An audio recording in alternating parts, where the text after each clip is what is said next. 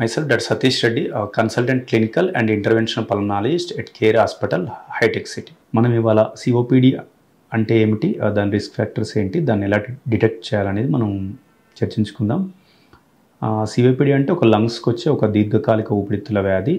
ఎవరైతే smoking, chronic smokers అంటాం, ఎవరైతే ఎక్కువ రోజులు స్మోక్ చేస్తారో వాళ్ళకి సిఓపిడి వచ్చే ఛాన్స్ ఎక్కువ ఉంటుంది. అంతేకాకుండా మనకి ఎన్విరాన్మెంటల్ స్మోక్ కానీ, లేదంటే ఎవరైతే ఇండోర్ అండ్ అవుట్డోర్ పొల్యూషన్ ఉంటాం, ఇంట్లో ఎవరైతే పాత రోజులలో ఆ కట్టెల పొయ్యి వాడేవాళ్ళు, ఆ దాంట్లో నుంచి వచ్చే పొగ వల్ల కానీ, లేదంటే అవుట్ సైడ్ పొల్యూషన్ వల్ల వచ్చే పొగ వల్ల కానీ, లేదంటే బయట వంట చెరుకు కాల్చడం వల్ల వచ్చే పొగ కానీ, దానివల్ల ఎవరైతే ఎక్కువ రోజులు ఇన్హేల్ చేస్తారో వాళ్ళకి సిఓపిడి వచ్చే ఛాన్స్ ఉంటుంది.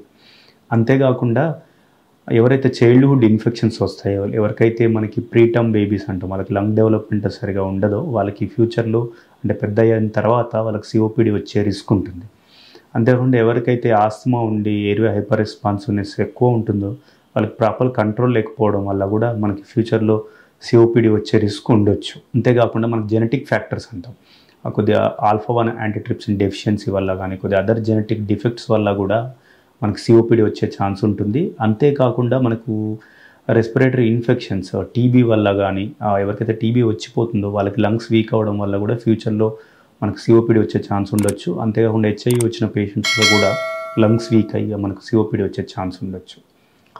మనకు సిఓపిడి కామన్గా సిమ్టమ్స్ వచ్చేసి మనకి బ్రీతింగ్ ప్రాబ్లం, ఆయాసం రావడం కానీ, లేదంటే తెమ్మడ రావడం కానీ, లేదంటే పిల్లి కూతలు అంటాం, పిల్లి కూతలు రావడం కానీ, అదర్ సిమ్టమ్స్ ఆకలి తగ్గడం కానీ, అంతేకాకుండా మనకి ఆ సిఓపిడి కంట్రోల్ లేకపోతే మనకి కాళ్ళు వాయడం కానీ, ముఖం వాయడం కానీ, ఇట్లాంటి కార్పల్మనీ అంటాం, అదర్ సిమ్టమ్స్ వచ్చే ఛాన్స్ ఉండొచ్చు.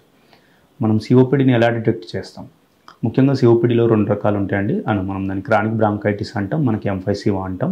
ఆ సిఓపిడిని మనం డిటెక్ట్ చేయడంలో దాని సిమ్టమ్స్, పేషెంట్ చెప్పిన సిమ్టమ్స్, వాళ్ళ హిస్టరీని, ఆ రిస్క్ ఫ్యాక్టర్స్ను మనం అసెస్ చేసుకొని ఆ స్పైరోమెట్రీ అంటాం, ఆ లంగ్ ఫంక్షన్ టెస్ట్, అది చేయడం ద్వారా మనం సిఓపిడిని కన్ఫర్మ్ చేయొచ్చు, దాన్ని డిటెక్ట్ చేయొచ్చు.